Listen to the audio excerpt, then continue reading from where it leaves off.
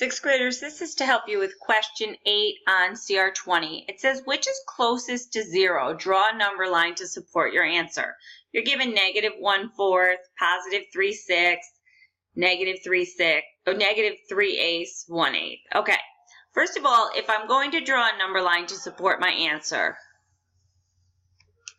what I want is each of my denominators to match. So I would look at these. First of all, let's simplify 3/6 just to make our lives easier. Divide numerator and denominator by 3. So 3/6 is the same as 1/2. Now I can rewrite each of these with a denominator of 8. 4 times 2 is 8. 1 times 2 is 2. So -1/4 is the same as -2/8. 1/2, if I multiply numerator and denominator by 4, 1/2 represents the same number as 4/8. Now I have -3/8, -1/8. So what this is helping me do is just break my number line into eighths. So this is 0. This would be 1/8, 2/8, 3/8, 4/8, 5/8, 6/8, 7/8, and then 8/8 or 1/2. And then on the opposite side of 0, we'd have -1/8, -2/8, -3/8, -4/8, -5/8, -6/8, -7/8, -1, or -8/8. All right, so -1/4. -1/4 is the same as -2/8. -2/8 is the exact same number as -1/4. So if I look at -2/8 or -1/4, that is 2/8 to the left of 0. All right.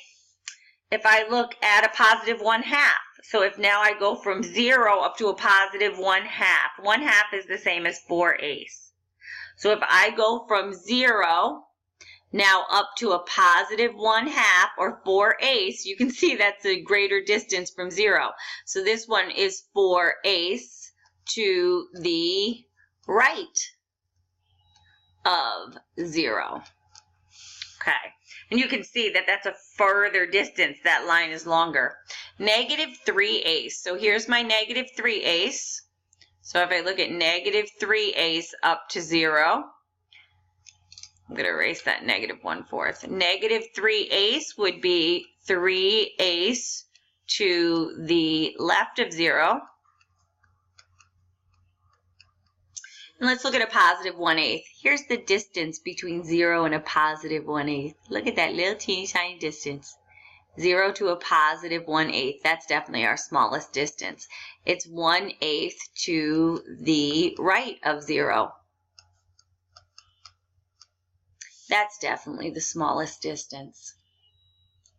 So draw a number line. Which is closest to 0? 1/8 is definitely closest to 0. Oops, sorry about that. So hopefully that helps. You need to draw a number line, get a common denominator, and then divide your number line up into how many parts that common denominator is. Positives go to the right, negatives go to the left of 0. Plot them and see which one's closest to 0. I hope that helps.